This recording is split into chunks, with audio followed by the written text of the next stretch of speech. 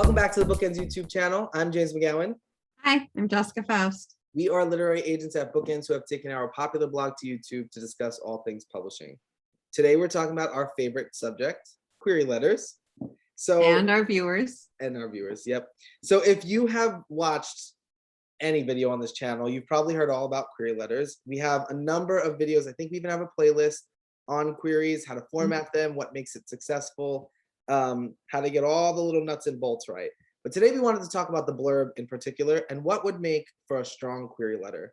The truth is, you can do all of the other things wrong, but if you have a great query blurb, you've got a strong query in some level. So we wanted to really dial in there and give you our best tips. Yeah, it's funny because, we talk about breaking down the query and the importance of getting the agent's name right and a good title and all of those things.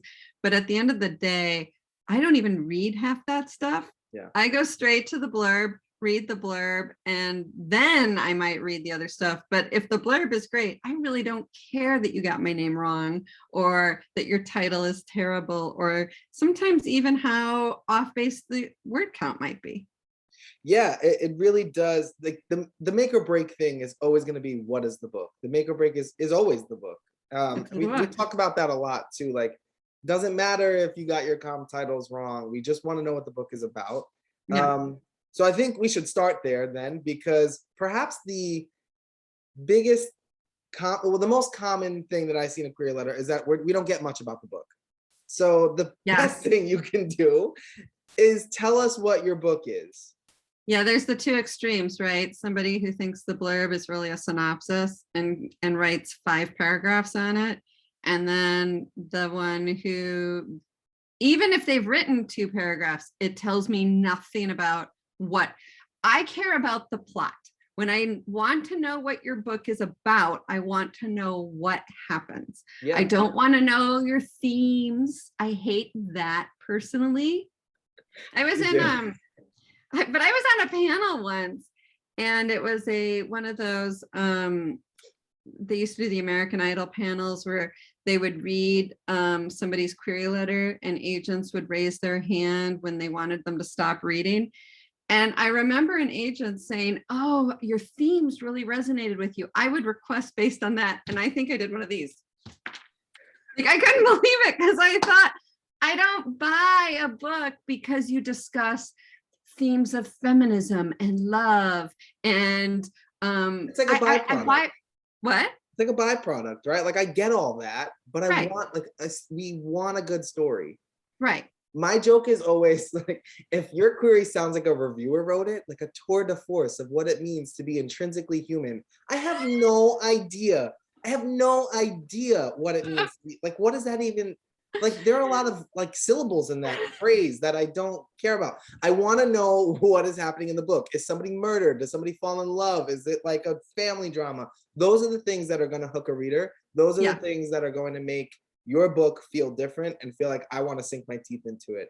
A literary tour de force of what it means to be intrinsically human tells me jack. I'm now thinking of all the things I don't want the query to be. I don't want it to be like it was written by a reviewer, like it's an academic paper, or like it's a kid's book report. I don't want any of those things. No, but okay, so the best way to get around that is, I assume if we're writers, we're readers. Pull a book off your shelf. Just start reading the, the jacket flap or the back cover copy. Start reading how it's done.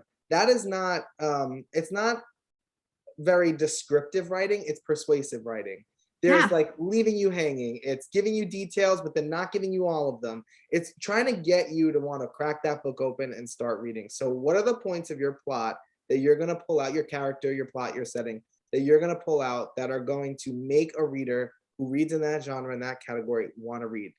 And I'm going to stop all of our viewers right here, because 25% of you said, "Oh, well, I'm not a persuasive writer."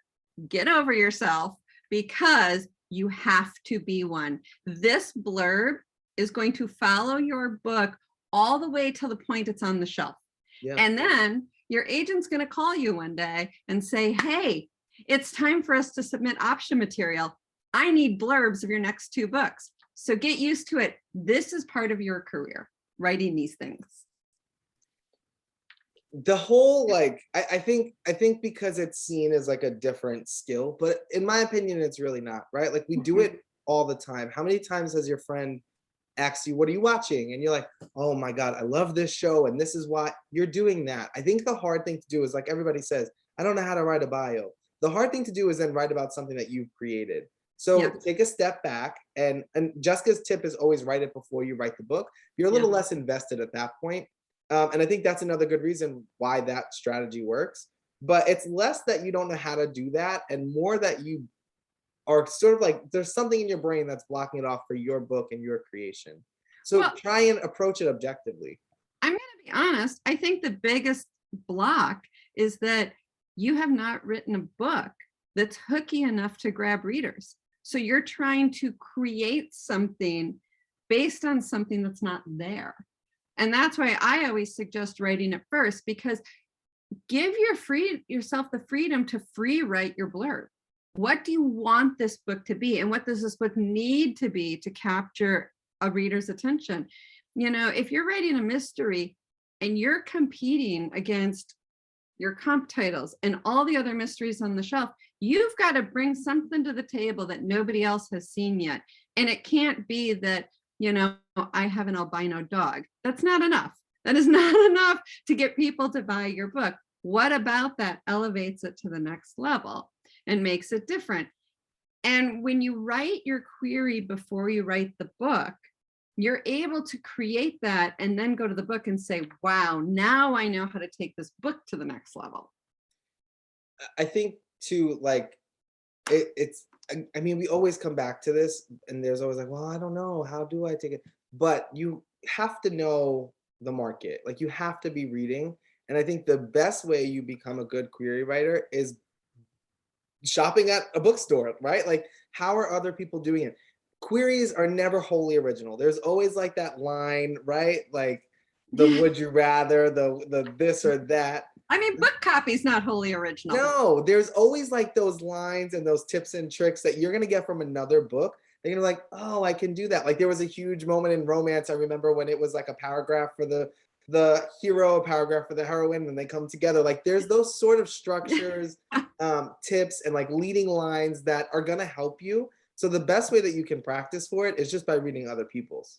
But I think too, what I would be concerned about is if you're only reading the tried and true authors. Yeah. So you don't understand how a buyer and a new reader thinks when they buy debut authors if you're not reading debut authors.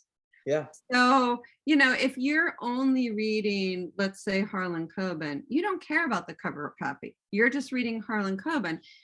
So you're not looking for that hooky material because, lucky for him, he's built a career where he doesn't need the hooky material anymore. He is the hook, Mhm. but you're not yet. So you need to still come up with that thing. So when you're browsing the bookstore and you're looking for a debut author or somebody you've never read before, look for why you're buying the book.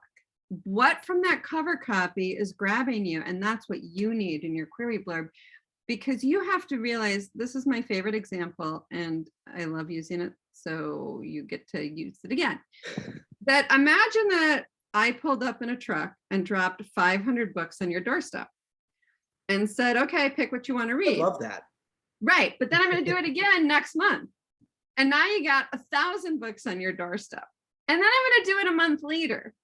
And suddenly you're going to go, holy schmoly, I got to weed through these books fast because I don't have time. I Yeah. only have time for about 10 books a month. So Right. now I need to get rid of whatever, 300 and 490 books. Well, that's what an agent's inbox is like. I need you to grab my attention in about, I don't know, 30 seconds, less than a minute. Yeah. So I think another thing that sort of piggybacks on that and our talk about going to the bookstore is when you're reading blurbs and you're reading query letters, you're able to pick up on what's important a lot quicker. So when yeah, you're writing your blurb, you're like, everything is important. This is a literary masterpiece. This is 300 pages, 90,000 words of everything you need to know about this book. But that's not what a query letter can be. Like, there are going to have to be sacrifices. So dialing in on who are the key players, what is the main plot, What do you actually need to know? Do I need to know if it's set in Mississippi or if it's set in New York? Do I need to know that? Is that really going to lend a difference to the book? You know, like things like that. What details can we weed out to really be concise, but also persuasive at the same time? And I think your analogy of 500 books, you start, your eyes are going to gloss to what is making me want to pick this book up. And it may not be that there's like this subplot of a romance or a subplot of a second murder that has nothing to do with the first murder. So like picking up on what is making you want to read that book is going to help you write yours. You know, go to the bookstore and at random pick 50 books off the shelf and then haul them all over to a table. By the way, the bookstore people are going to hate you. Yep. And then maybe go to the library. There's and then read the back cover copy.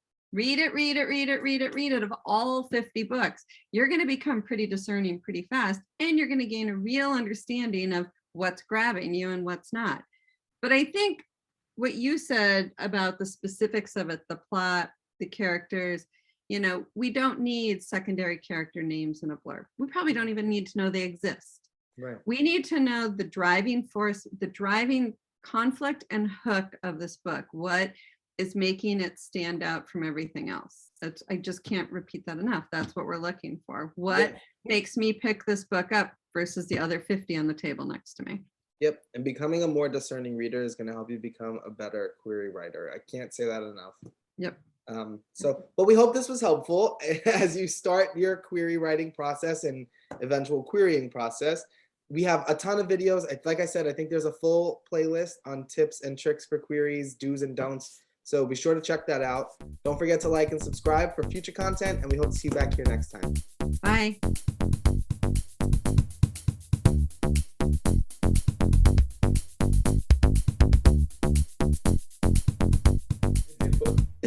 Thank you for watching this video. If you enjoyed it, we offer a number of great workshops through Speakeasy and other platforms.